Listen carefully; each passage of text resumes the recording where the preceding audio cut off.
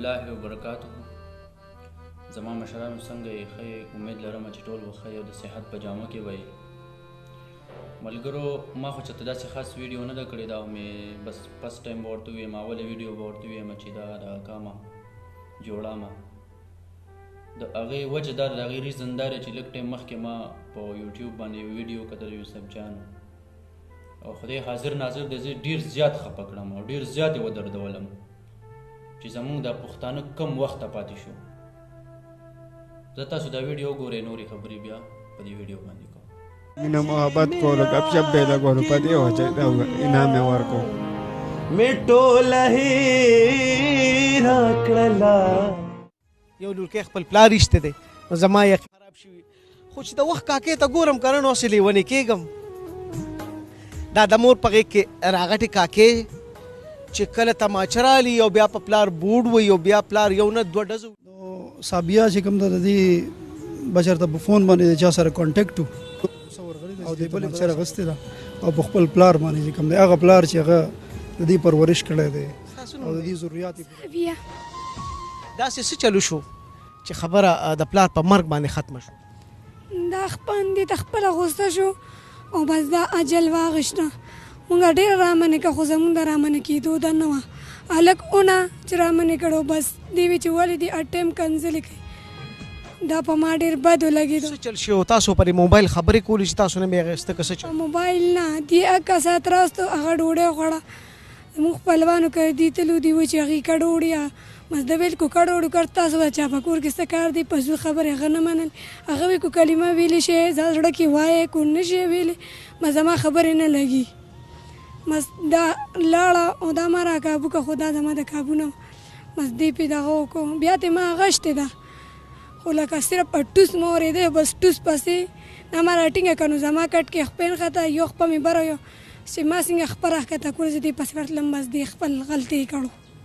دې کې زمونږ څه ګناه نشته دا کمکله شو او نو زمونږ د طرفه دې داسې اعتراض و چې ته خپل پلار. څونه خویندې تاسو په کور کې؟ مونږ څلور خویندو ټولې په یو کمره کې مور مې موس کولو ورونه مې نه یو سبق لا تلو بل چې نصیحت کوي نو دا په بچو بد لګي سو بس هغه د دې دماغ کار نه کوي دی بچا ټیم کوي دا دماغ ولې کار نه کوي دا ماشوموالي نه سرتیزه وه همدم دقه سې وه ډېره تماچې دا چل چرته یې زده کړي بس راویښېشته او داسې که نو ما ورته یې مه کوه جینۍ ویم راځه داسې مه کوه دی وایي نه وایي ښه وایي څنګه داسې مه کوه ما ورته یې مه کوه یم دې تاله کړې ده بس دی ښه دا تاله بنئ بس مونږ خو ویل چې دا هغه ورته څه کوي چې معقول هغه وایي چې دا پې نه پوهېږي په پیله ځلې راغشته ده بس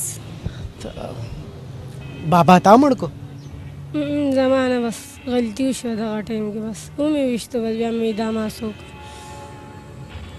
هغه راپسې څه ډانګې راغستې و چوکه و ورسره لاس کې کاکې هېڅ هم ورسره نه و خو بس کنځلې یې راباندې ډېرې خطرناک لوڼه به پلاران داسې وژني نصیحت به نه بس پې نه شومه چې ومې ویشتو بیا مې دا ماسو بس ما بخلی دی ورته ګریبي بخه مونږ څه سوچ کې خور یې خوشحاله چې پلار بخلی خوشحاله خو به یې هغه خو راته بخشش کړی دی خو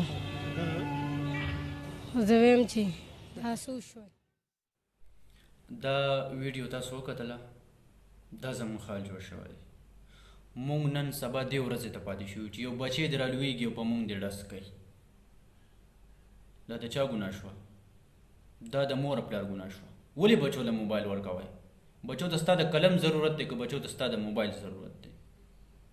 نن سبا به د یو کال ماشوم وي هغه به په موبایل په هر څه باندې پوهېږي زما ستا نه به پې ښه پوهېږي. دا ولې؟ ما تا وله موبایل ورکړی دی.